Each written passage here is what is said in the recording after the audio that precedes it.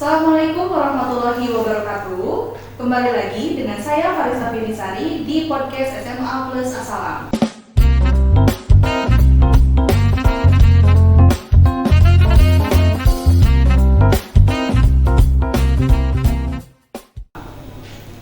Nah, hari ini tema podcast kita kali ini adalah Karir Expo. Nah, bagi adik-adik sekalian yang ingin tahu nih kira-kira di perguruan tinggi itu seperti apa sih, nanti sudah lulus saya ambil apa ya dan sebagainya. Nah, kali ini kita akan bahas tuntas dengan narasumber kita yaitu Dafa Ramadan Hermawan. Oke, dari Universitas Jenderal Ahmad Yani. Oke, atau yang sering dikenal apa biasanya Dap? Unjani. Unjani ya.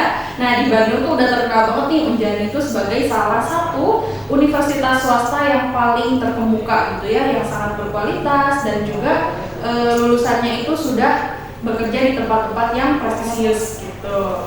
Nah, alhamdulillah sekarang kita dapat sudah meluangkan waktunya untuk datang ke podcast SMA Plus Asalam untuk membagikan pengalamannya nih selama berkuliah di Unjani seperti apa gitu. Nah, oke. Dafa jurusan apa nih di Unjaninya? Saya kuliah di jurusan Teknik Metalurgi, Bu. Oke, Teknik Metalurgi. Adik-adik tahu nggak nih apa nih Teknik Metalurgi itu? Coba kita tanyakan langsung ke narasumbernya ya. Apa sih Teknik Metalurgi itu, Daf? Nah, sebenarnya banyak anak SMA pun kurang mengenali gitu ya Teknik Metalurgi itu. Oke. Padahal ini pekerjaannya itu luas gitu ya. Tapi orang banyak yang mengenal Teknik Metalurgi. Nah, sebenarnya Teknik Metalurgi itu ilmu yang mempelajari tentang logam. Nah, jadi kita bisa masuk ke arah industri manufaktur. Jadi kita mengenal logam, bagaimana karakteristiknya, bagaimana bentuknya, dan bagaimana cara mengolahnya. Nah, jadi buat adik-adik yang ingin masuk ke teknik metalurgi, nah nanti boleh deh ke Unjani. Karena di Unjani pun teknik metalurgi itu ilmu yang udah ilmu kuliahnya tuh udah lama gitu di situ. Okay. Jurusan yang pertama kali ada di situ. Jadi sebelum adanya Unjani itu ada Akademi Industri Logam. Nah, langsung berubah menjadi Unjani. Nah, jadi memang ilmunya sudah sangat tua tapi banyak dibutuhkan, Bu. Betul. Juga bahkan kami sendiri tuh baru dengar mungkin ya, saya khususnya saya sendiri gitu baru dengar teknik metalurgi apa nih, tapi memang dari namanya metal mungkin ada hubungannya sama logam sepertinya gitu ya. Ternyata betul ya, teknik metalurgi teknik mempelajari tentang logam gitu ya. Kalau kita nih taunya udah dapet kan seperti uang 1000-an itu kan dari logam ya, kita taunya udah dalam bentuk koin aja gitu ya. Ternyata Dafa ini belajar cara buatnya ya. Oke, cara buatnya dibentuk juga sama Dafa gitu ya, salah satunya begitu ya. Oke, Dafa dulu SMA-nya di mana? Di SMA Plus Asalam. Oke, pastinya ya di SMA kita tercinta SMA Plus Asalam ternyata. Nah, Dafa dulu jurusannya IPA atau IPS? IPA. IPA. Yeah. Oke. Gimana sih dulu selama belajar di SMA Plus Asalam? Dulu sangat menyenangkan ya, banyak pengalaman sekali di Asalam gitu. Terutama untuk aktif di organisasi, di ekstrakurikuler. Jadi ya memang guru-guru di Asalam tuh sangat mendukung gitu untuk anak-anak siswi SMA Plus Asalam tuh untuk mengembangkan minat bakatnya gitu. Dan ya dulu aktif juga di OSIS dan selama belajar ya senang banget gitu karena banyak ilmu yang didapat, terutama di ilmu keagamaannya sih, Bu gitu. Oke, ilmu keagamaannya paling kerasa banget. Iya, paling kerasa banget. Oke, nah tadi Ibu dapat nih, Dafa aktif di organisasi OSIS gitu ya. Boleh tahu jabatannya sebagai apa? Ketua OSIS, Bu. Ketua OSIS ternyata adik-adik sekalian. Dafa berarti ketua OSIS angkatan berapa nih, Daf? Angkatan kalau di OSISnya 2019-2020, kalau misalnya angkatan sekolahnya angkatan 2020. Oh iya, baru lulus kemarin. Iya, baru lulus kemarin. Iya. Oh, jadi ketua OSIS nih Dafa ini sudah potensial gitu ya dari semenjak SMA gitu. Yeah. Oke. Nah, selama di kan Dafa nih tadi jurusannya IPA kan ya? Yeah. Mata pelajaran apa sih yang paling Dafa suka selama di SMA jurusan IPA ini? Kalau di jurusan IPA sebenarnya karena nggak tahu ya, karena mungkin jarang belajar juga ya, Bu ya, belajar aja gitu. Nah, sebenarnya suka itu ke arah kimia sama fisika sebenarnya. Cuman nggak tahu kenapa gitu ya, karena mungkin nggak pernah diasah gitu. Jadi nilainya itu banyak yang kecil dan ya beberapa remedial. Tapi justru di situ tuh kayak ngebangkitin semangat Bu. Jadi waktu pada saat mau kuliah itu jadi pengen memperdalam ilmu kimia sama fisika itu. Jadi makanya masuk ke teknik gitu. Oh, berarti Dava nih memang dari sejak SMA sudah ada ketertarikan ya ke fisika tadi dan kimia ya gitu. Cuma katanya ya namanya juga remaja mungkin ya, jadi belajar masih bolong-bolong gitu ya. Nah tapi adik-adik bisa kita ambil kesimpulan bahwa kalau kita sudah ada suka sudah tertarik tadi tertarik ke kimia dan fisika gitu kan, berarti sudah ada semangat bahwa oh ini menyenangkan nih. Jadi buat adik-adik nih yang masih remedial mungkin ya kecil ya, tidak bisa berputus asa gitu ya. Semangat. Oke, itu harus dimotivasi. Oke. Gitu motivasinya kira-kira apa nih yang bisa memotivasi mereka kira-kira yang masih malas kayak gitu? Ya mungkin sekarang belum kerasa ya Bu ya, nanti pada saat kuliah itu bahwa beban belajar itu lebih berat gitu Bu. Karena kalau misalnya ilmu yang di SMA ini harus dikeruk sama kita terus gitu. Oke. Nah, kalau misalnya remedial jangan patah hati, jangan semangat, jangan bilang aku kayaknya nggak bisa nih Nah, pada saat kita bilang nggak bisa itu pasti nggak akan bisa seterusnya. Nah, kalau misalnya kita bilang kita bisa. Nah, terus kita mau untuk belajar. Nah, mungkin nanti pada saatnya kita pada saat mau kuliah jurusan yang kita mau dan basicnya memang itu, insya Allah bisa masuk gitu, bisa survive gitu di kuliahnya gitu. Oke, note ya. Kita tadi garis bawahi katanya harus harus dimotivasi, harus semangat dari sekarang gitu ya. Karena ternyata yang Dava gali di perkuliahan sekarang adalah mostly atau kebanyakan materi dari SMA gitu ya. Nah, berarti harus menguasai dasarnya dulu. Gitu ya. Mungkin karena dulu itu pernah bilang nggak bisa ke diri sendiri, aku nggak bisa. Ternyata salahnya tuh kita nggak mengerti konsep awalnya Bu. Jadi kalau kita pelajaran itu kan kita nggak mengenal konsep dasarnya, padahal yang penting itu konsep dasarnya baru kita bisa naik ke level selanjutnya gitu. Oke. Nah adik-adik jadi harus paham dasar dulu ya, apapun juga kita harus tahu dari dasar dulu gitu ya. Oke. Nah Dava, selama sekolah di SMA Plus Asalam pernah mendapatkan beasiswa atau enggak? Belum kalau di SMA, cuma waktu mau daftar kuliah baru daftar beasiswa. Oh gitu, oke. Nah sekarang kan Dava sudah masuk universitas swasta yang prestisius di Bandung, Unjani gitu kan, siapa sih yang nggak tahu Unjani, pasti semuanya tahu ya. Nah ada nggak tips-tips belajar nih buat adik-adik kita yang mungkin sudah ada niatan ingin masuk Unjani, sudah ada niatan untuk masuk universitas yang prestisius gitu, gimana nih? Nah, untuk tips belajarnya itu kan karena adik-adik mau UTBK nih. Nah, kan sekarang tuh banyak informasi di internet tentang UTBK. Mungkin ingin mencoba UTBK dulu ya, boleh. Justru itu buat semangat kita gitu ya. Karena saya pun mengalami UTBK gitu. Nah, buat adik-adik bisa tuh untuk mencari informasi kayak TPA, terus potensi akademik, terus bisa yang belajar TKA juga ya Bu ya, terus kemampuan akademik. Nah, karena nanti pun itu kepakai pada saat kuliah gitu, terutama pada saat tes kompetensi akademik, ada kimia, fisika, matematika, karena pada saat kuliah itu dipakai dasarnya Bu gitu.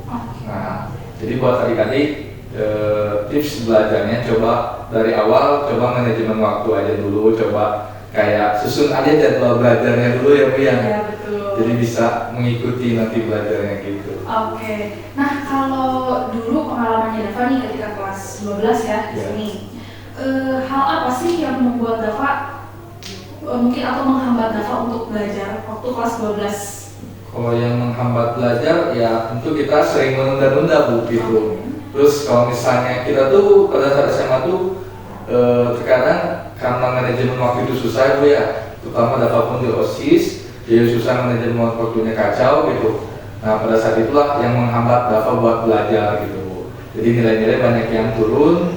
Nah sedangkan ingin ke universitas yang mau kan susah juga gitu kan. Nah makanya yang menghambat Dava tuh tugas-tugas Dava di sekolah tuh ya karena mungkin manajemen waktunya yang salah, terus suka menunda-nunda tugas gitu kan, kurang maunya belajar, ngulik-ngulik gitu kan, padahal tinggal kita kulik aja pelajaran itu kita bisa dapat nilai besar Ibu ya. Iya, betul sekali. Oke, berarti nih buat adik-adik yang punya masalah sama seperti Dava yang dahulu gitu ya, manajemen waktu katanya, berarti yang pertama harus menguasai manajemen waktu dulu. Iya, ya. waktunya dulu. Oke, harus dibagi-bagi dulu. Iya.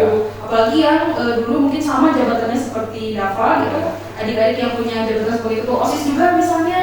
Nah, ternyata harus manajemen waktu dulu yang pentingnya gitu. Iya. Dan juga tadi apa, Latihan buat latihan soal atau kita ngulik-ngulik pelajaran boleh gitu. Oke, karena itu memang terbukti terpakai Iya, gitu ya. pakai buat kuliah nanti. Nah, kan sekarang kan Dava sudah kuliah ya. Perbedaan mungkin dari apa dulu ya? Mungkin perbedaan cara belajar dulu kali ya. Perbedaan cara belajar Dava ketika di SMA dan sekarang di kuliahan gimana nih? Mungkin kalau dari cara belajar sebenarnya banyak ya perbedaannya gitu. Terutama kita itu belajar tuh memang harus dari diri sendiri Bu. Sekarang kita nggak bisa yang disuruh-suruh gitu ya. Betul. Terutama kalau misalnya kita ada tugas tuh, kalau misalnya dosen itu nggak akan pasti menghiraukan gitu kan, nggak akan pasti bodo amat dosen makan. Yeah. Yang penting tugas ada gitu. Nah, jadi kalau misalnya belajar pun ya itu ke mahasiswanya sendiri karena sudah punya tanggung jawab sebagai mahasiswa, beda dengan dulu sebagai siswa ya, kita harus disuruh-suruh untuk belajar gitu kan, dikejar-kejar gitu. Nah, sedangkan pada saat kita jadi mahasiswa itu kita yang harus bisa memprioritaskan waktunya gitu. Ini waktunya untuk belajar, ini waktunya untuk main, ini untuk waktunya untuk tidur, untuk makan gitu.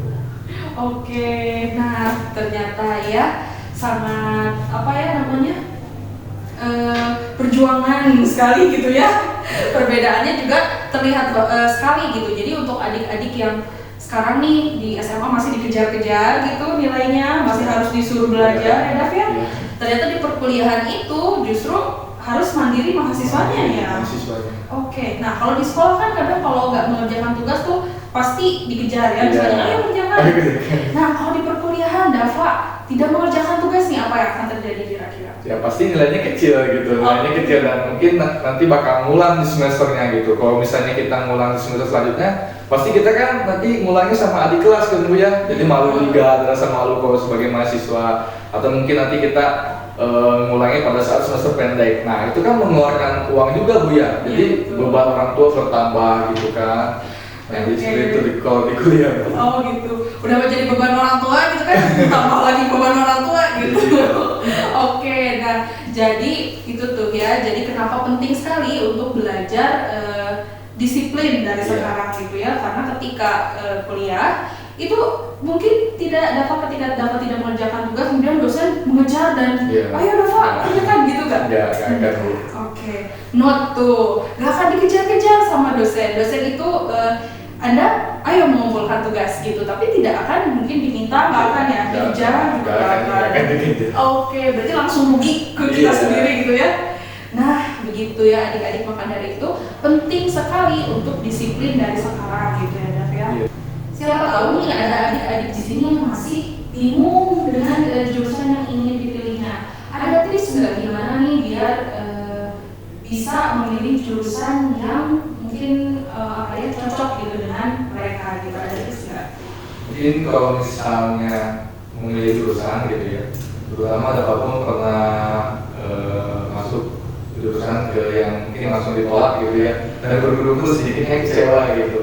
Dulu Dava pernah daftar di IPB Bu, di jurusan peternakan, kehutanan awalnya, cuman diterimanya di peternakan.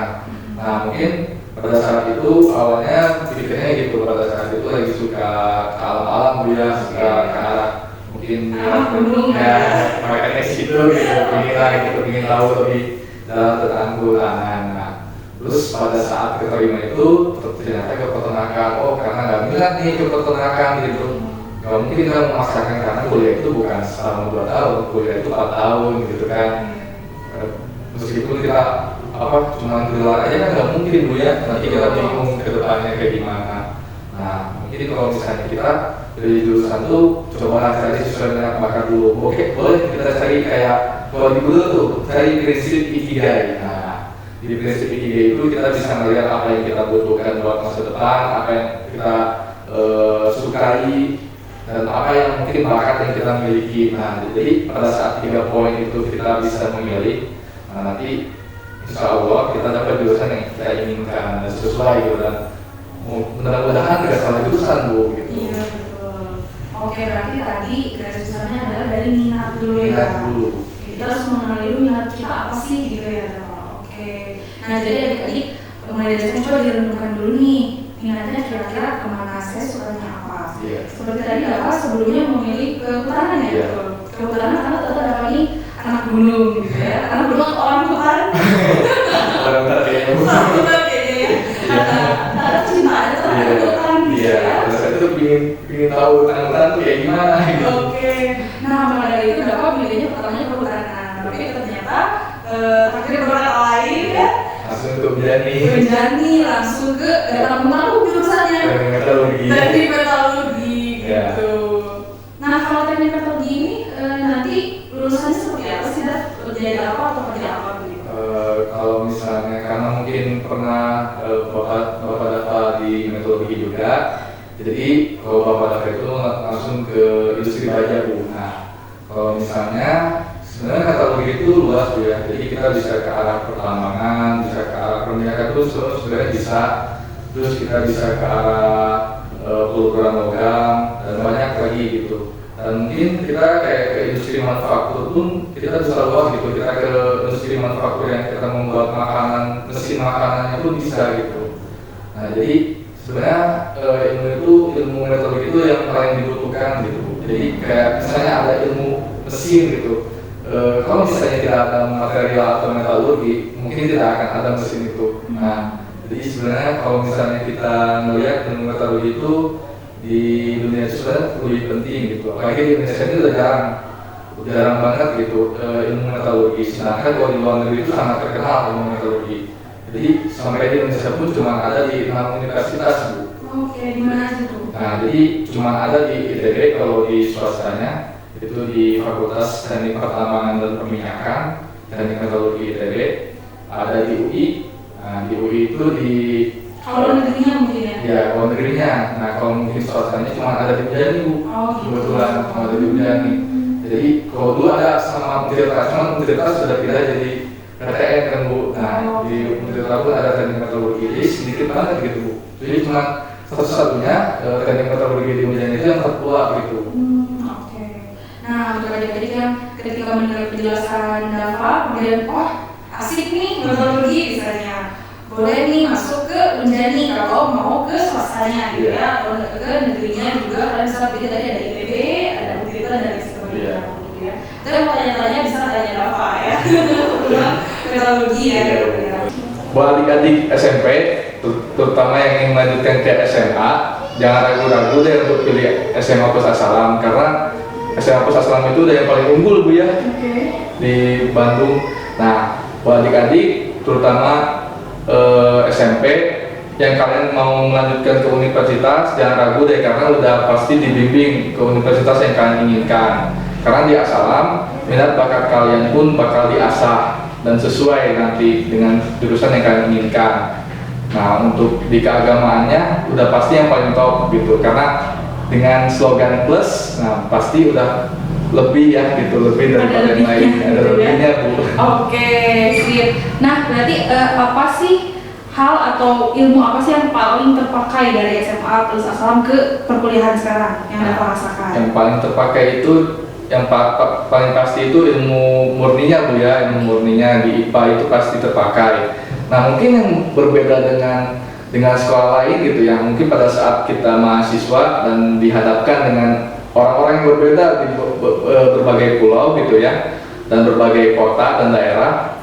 Nah jadi apa ya, dalam ilmu keagamaan itu kita lebih unggul Bu ya, jadi maksudnya tuh sepertinya ada rasa berbeda gitu, ada rasa lebih, oh ini dari Asalam gitu, oh ini dari Yayasan Asalam udah pasti bagus nih gitu ya.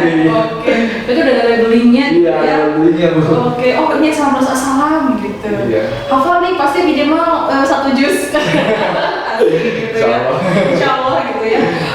Oke, terima kasih banyak ya Dava sudah menyempatkan waktunya ke sini, berbagi ilmu, berbagi pengalaman dengan adik-adik kita semua gitu ya. Untuk adik-adik semua, jangan lupa untuk tuliskan di komentar alumni dari mana lagi yang harus kita wawancara nih, harus kita ulik dan harus kita bongkar pengalamannya supaya lebih tahu lagi nih gimana ya kehidupan universitas di luar sana.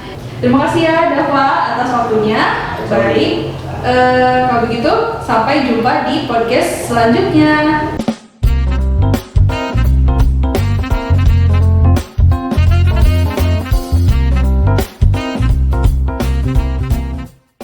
Strong.